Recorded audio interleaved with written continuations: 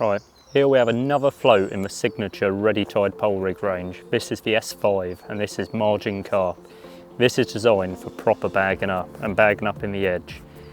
Thing is with these floats in this range, it's slightly different. Instead of 0.2, 0.4, 0.6, we have 0.2, 0.3, 0.4.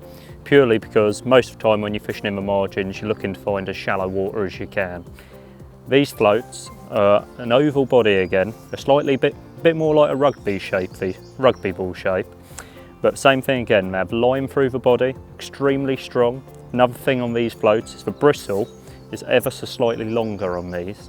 That's purely so when you're fishing in the edge, you can have a bit more bristle showing. And the whole thing is you're not getting them false indications taking your float under, ultimately you striking and foul hooking fish, which obviously 90% of the time you do lose them.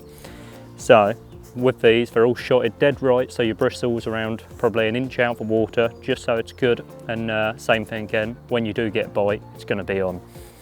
High quality silicone, reasonably snug fit, same thing again, you can move it up and down the line, it won't damage your line, but it isn't going to move unless you want it to move.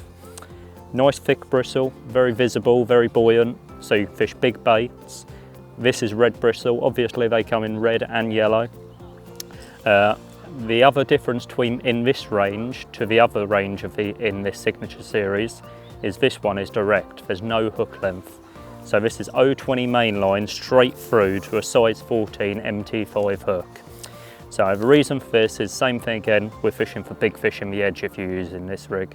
So you don't want any weaknesses in your rig, you don't want anything that you can have second thoughts on when you're playing that big carp.